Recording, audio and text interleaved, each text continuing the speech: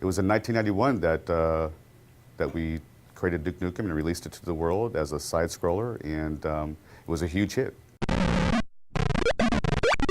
Our inspiration back then was comic books because we always felt like if you focus on the character, there's no end of stories. Duke does it his way, and his way is very entertaining. It's a wild thing. The original name for the game was actually called Heavy Metal, and the idea was to have sort of an anti-hero who was very much sort of a renegade in society and sort of, an ex-military guy who went rogue. When the original Duke got started, it was myself, Alan Blum, and another programmer, Todd Repogel. Todd Repogel and I went to school together. We grew up together in Santa Cruz. He started making side-scrollers and stuff, and while I was going to school at UCSC studying computer science, we were working on Duke Nukem 1 together. There's a guy I'd like to, anytime I have an opportunity, I like to call him out.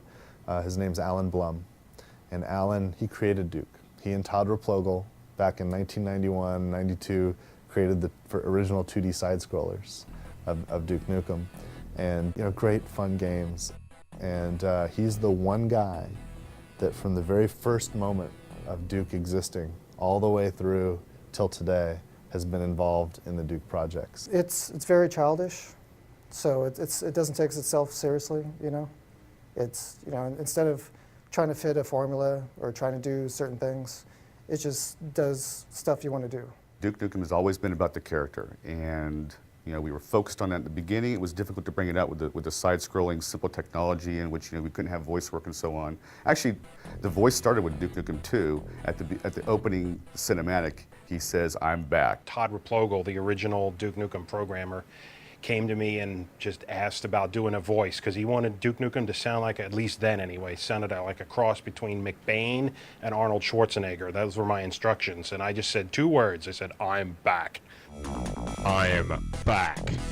The original Duke that Todd and I were working on didn't really work well, and when George joined the company, he actually spent several nights kind of redesigning, and back in those days, it's like, it was EGA and very pixelated and stuff, but he gave Duke his little smile and gave it the yellow haircut and everything, and kind of really made the character look the way he still looks today. What? Did you think I was gone forever? Too long. We've waited too long, frankly. And I don't know if there's anything that could live up to the idea of 15 years of development, but this is absolutely a worthy successor and a worthy sequel to the game. I think that this is what fans have wanted to come out, and it's finally come out. I can't be more excited. If you're a Duke fan, and especially you're one of the fans that hang out on the 3D Realms forums for all that time, refusing to give up, refusing to, give in to the naysayers or whatnot, you're going to have a blast with this because it is a hell of a lot of fun.